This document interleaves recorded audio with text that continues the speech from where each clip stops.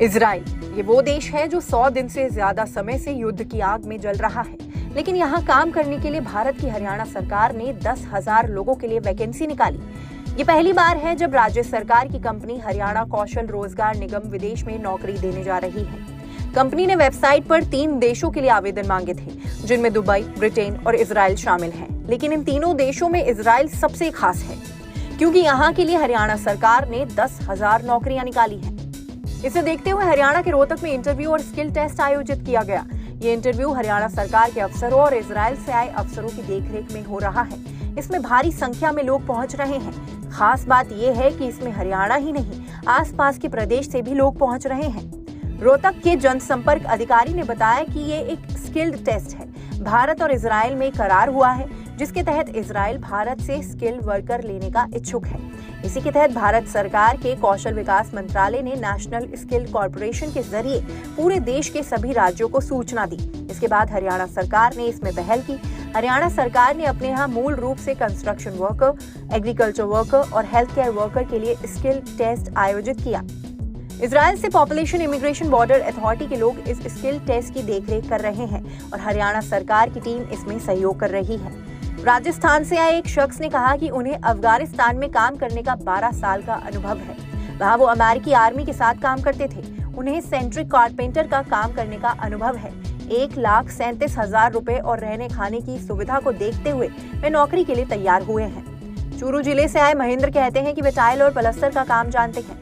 इसके पहले वे कुवैत में 10 साल काम कर चुके हैं। ऐसे में उन्हें विदेश में काम करने का अनुभव है और वे फिर से विदेश जाना चाहते हैं, इसलिए वे टेस्ट देने आए हैं। उनका टेस्ट अच्छा रहा और जॉब लगेगी या नहीं उन्हें मैसेज करके बता दिया जाएगा।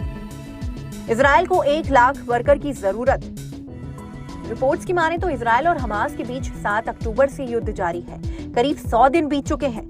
युद्ध की शुरुआत में ही इजराइल ने अपने यहाँ काम करने वाले फिलिस्तीनियों के वर्क परमिट रद्द कर दिए थे, जिसके चलते इजराइल को काम करने वालों की कमी का सामना करना पड़ रहा है।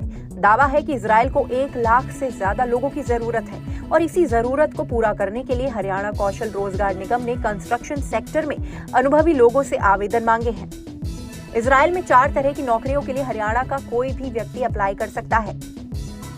इसमें कैसे काम शामिल है?